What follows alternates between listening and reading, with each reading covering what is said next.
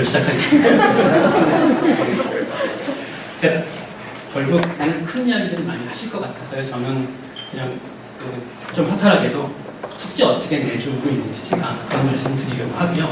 근데 그냥 그렇게 하면 조금 그러니까 제가 공학교육, 교양교육 이런 것에 대해서 어떤 생각을 해왔는지 이야기를 조금 하고 용두삼이 드리겠습니다. 들어가는 말에서는 교양교육과 그다음에 제가 하는 과목이 수학이니까 이제 수학에 관한 이야기를 조금 하고요. 그다음에 공학수학, 공수학 이야기 드리고 제가 그런 과목을 하면서 과제를 어떻게 되는지 그리고 그게 교양교육에 관한 제 문제의식하고 어떻게 연결되는지 이런 말씀 좀 드리겠습니다. 여기 STS 학회하고 같이 해서 이런 걸 준비한 건 아니고요. 이런 말이 있잖아요. 과학사 없는 과학철학은 공허하고 과학철학 없는 과학사는 공허적이다.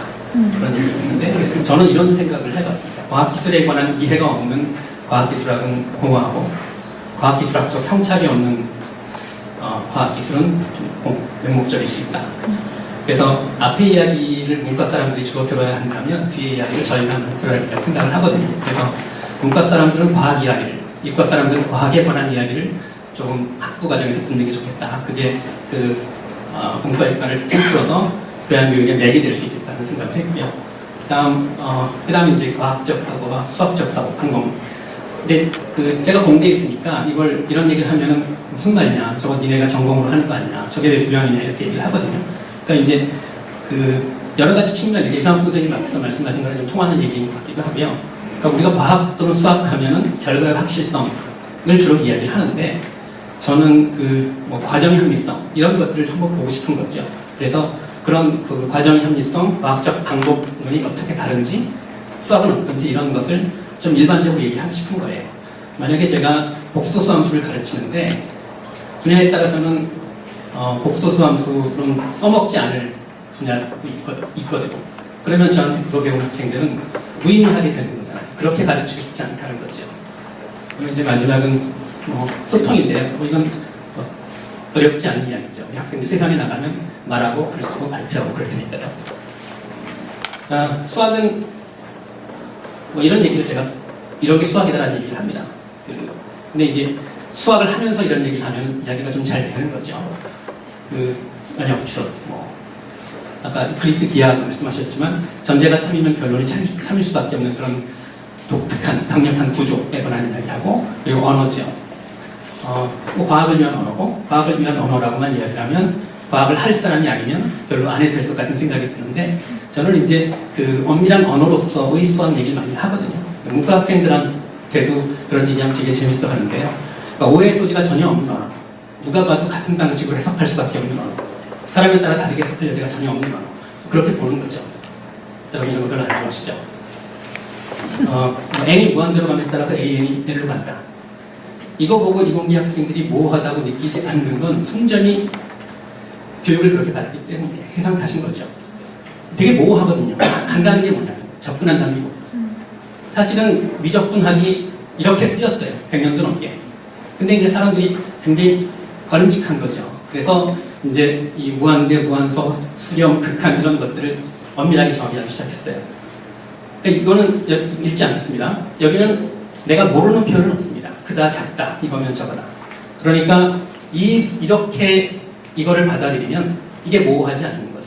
다만 저는 어디가 어디로 가면 따라서 어떤 일이 벌어진다는 이야기는 이거를 바라보지 않는 한 모호할 수 있다는 거죠. 이런 얘기를 하고 있습니다. 그 다음에 이제 공수학 이야기인데요. 저희 과에서는 여전히 과목이 되게 공수학이고요. 저는 공학수학이라는 말이 좀 넓게 쓰이는 것 같아서 제목을 이렇게 붙여봤고요. 당연히 공학수학은 수학이죠. 수학이고 그 다음에 강력한 도구입니다.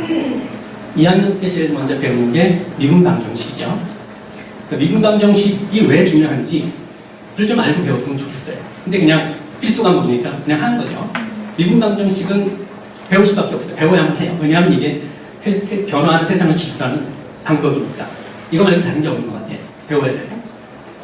또 이제 제가 이번 학기에 하는 신호화 시스템에서는 변환 이론을 하는데 라플라스 변환, 푸리에 변환 이런 거죠. 이런 거 없이 통신 제어 가능하지 않거든요. 강력한 도구입니다. 당연히 계산하고요. 그래서 저는 공학수학을 이런 관점에서 학생들과 이야기를 하고 있습니다. 그런데 하다 보니까 이제 그 문제가 좀 있어요. 그 어떤 문제가 있는지 봤더니 일단 제가 그렇게 배워준 것 같아요. 저는 앞에서 수학은 사유 방식이다 이렇게 말씀드렸는데 그거보다는 계산을 더 많이 해요. 그 다음에 이건 어쨌든 방법론이라는 측면에서 굉장히 중요한 교양인데 너무 도구만 강조하는 거예요. 그래서 복소수 함수론 안 쓸 학생들도 그거 배우는 게 의미가 있게끔 강의를 한번 해보자 이런 생각을 했던 거죠. 문제풀이만 너무 해요. 정말 지겹도록 하죠. 재미있을 수가 없어요. 공부가 재미있을 수가 없는 거예요. 그리고 제가 찾으려고 했던 그림은 이게 아닌데요. 제가 그 대학원 박사 논문 자격 시험에서 어떤 학생한테 베이지 추론에 관한 질문을 했어요. 어떤 문제 이런 거죠. 그 암 환자의 90%가 종양이 있는데 종양이 있는 사람은 그러면 암 환자일 가능성이 얼마나 될 것 같냐? 말할 수 있냐? 말할 수 없다면 어떤 정보를 더 주어지면 말할 수 있겠느냐? 이런 이제 이야기를 듣고 싶었는데 각자부터 칠판을 하는 거예요. 써야 돼요. 무슨 질문을 해도 먼저 써요. 그래서 제가 손을 묶고 싶다 그랬어요. 손을 못 쓰게. 그래서 너무 일상 언어랑 멀어지는 거죠. 그래서 이제 이런 데 관심을 두게 된 거죠. 그래서 이제 뭔가 좀 그 수학 공부를 하면서 말도 하고 글도 쓰고 그렇게 하고 싶은 거죠. 제 과목은 아까 말씀드린 공업수학과 신호화 시스템인데요. 공업수학에서 공업수학 2에서 선형대수와 복소수 함수의 미적분을 하고 신호화 시스템에서 이런 것들을 합니다. 그리고 뭐 이런 단어를 하고요. 이제 화탄한 본론으로 하죠. 제가 이제 익숙하시죠? 여기 그 공대에서 또는 이공계 자연과학대 뭐 이런 데서 공부하신 분들 익숙한 문제죠. 저도 이렇게 시작을 했습니다. 이 과제 2장 이렇게 문제 푸시고. 근데 이제 문제가 있죠. 문제 다 알죠. 학생들이 수동적이고 또 이게 출판될 거라서 제가 이렇게 썼는데 꽤 베끼죠. 근데 베끼는 거 뭐 모든 걸 다 세상 탓을 할 수는 없지만 어렸을 때 뭐 수행평가 부모가 해주고 부모 자기 이름으로 빠져내고 학생들이 베끼는 거에 대한 죄의식을 느끼지 못하는 게 당연한 거잖아요.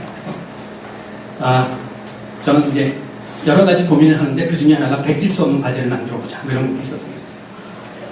그래서 이제 조금 그 고민을 하다가 나온 게 이거예요. 알아서 골라서 풀어라. 근데 좀 그래요. 한 1년 하다가 그만 제가 스스로 굉장히 그 건조하다는 느낌이 들었어요. 그래서 이제 한 3년 전부터 그 지금의 방식을 채택을 해서 화분이 있습니다. 어떤 거냐면 이런 겁니다. 일단 한 페이지 글을 쓰게 해요. 그러니까 2장이 끝났으면 2장에서 공부한 개념 2개를 골라서 그 개념에 대해서 각각 한쪽이네, 그러니까 반쪽씩 쓰는 거죠. 그 다음에 그 개념과 관련 있는 문제를 또 하나씩 골라서 푸는 거예요. 그리고 그 문제를 왜 골랐는지, 푸는 과정에서 어떤 점이 뭐 인상이 있었는지, 깊었는지, 뭐 실패했다면 왜 실패했는지, 뭐 이런 것들을 적게 하는 거예요. 그러면서 이제 지침을 줍니다. 되게 처음에 글 쓰다 그러면 교과서 내용을 요약을 해요. 짐작이 가죠. 그렇게 하지 말라. 길게 쓰려고 했을 필요 없다. 쉬운 문제 찾아서 답을 잘 찾는 것보다는 어려운 문제 찾아서 못 푸는 게 낫다. 그런 얘기합니다. 그 다음에 뭐 이제 다른 데서 문제를 연습 문제 말고 다른 데서 찾아왔으면 퓨처를 표시해요. 환경을 생각해서 그렇게 좀 해놔라. 뭐 이런 얘기 합니다. 이게 이제 이번 학기에 받은 거 제가 실전을 하지 않았는데요. 이 학생은 이번 학기에 공부한 것 가운데 뭐 에너지와 파워의 개념, 안정성의 개념에 대해 썼어요. 근데 이제 학생들이 늦게 온 약속에 늦는 건 안 되지만 일찍 오는 건 괜찮아. 또 적게 쓰는 건 안 되지만 많이 쓰는 건 괜찮아. 이런 생각을 하거든요. 약속은 지키는 게 제일 좋죠. 이 학생은 단점을 좀 바뀌었죠. 한쪽에 쓰라 그랬는데 넘게 썼습니다. 넘게 써도 된다고 생각을 해요. 근데 어쨌든 이거에 관한 문제 잘 풀었고요. 안정성에 관한 문제 결국 실패했어요. 실패했는데 정말 열심히 노력했어요. 그리고 고민을 되게 많이 했어요. 그래서 저는 이 친구가 아주 잘했다고 생각을 합니다. 이런 것들을 해보게 하는 거죠. 이게 지금 이 친구가 이번 학기에 처음 이런 과제를 하는 거거든요. 그러니까 신호화 시스템 듣기 전에 공업 수학을 저한테 들은 학생들은 한 학기 전에 이런 경험이 있는데 아마 처음 해본 학생일 거예요. 참 이 정도면 잘했다고 생각을 합니다. 그다음에 또 하나 시도해본 거는 이제 개념화 사전 만들기입니다. 저희가 이제 클라우드 환경을 많이 쓰는데요. 그러니까 그 구글 클라우드에 스프레드시트를 하나 만들어서 매주 개념을 하나씩 정해서 200자로 쓰는 거예요. 근데 대략 200자입니다.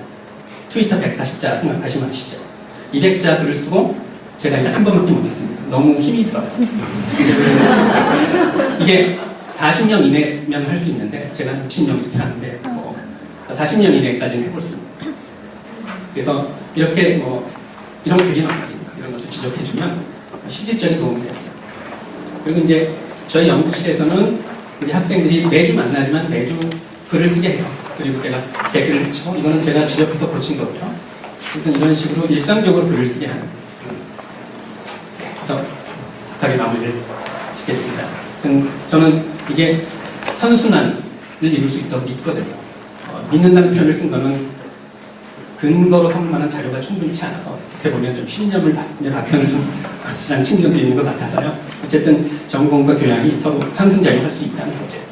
그 다음에 이제 글 쓰는데 저는 보탬이 된다고 생각해요. 왜냐하면 수학은 모호하지 않은 언어입니다. 우리는 모호하면 아예 못 쓰는 게 낫다고 생각을 하거든요. 그리고 또 반면에 수학적 개념을 일상 언어로 설명하는 게 수학적 개념을 이해하는 데 도움이 된다고 생각합니다. 그래서 그런 면에 상승작용이 있고요. 마지막으로 학생들한테도 이런 얘기를 합니다. 이제 이태준의 문장 강화를 보면 글의 아름다움을 얘기하는 여러 가지 표현들이 있는데 그중에 저를 딱 사로잡은 게 언형입니다. 너무도 분명해서 아무도 그 의미를 부정할 수 없을 것 같은 글을 만나면 아름답다 그러는 거죠. 학생들한테 이런 글을 쓰면 된다는 거죠. 마치겠습니다. 감사합니다. 13분을 딱 맞춰주셨습니다. 퀵 퀘스천 딱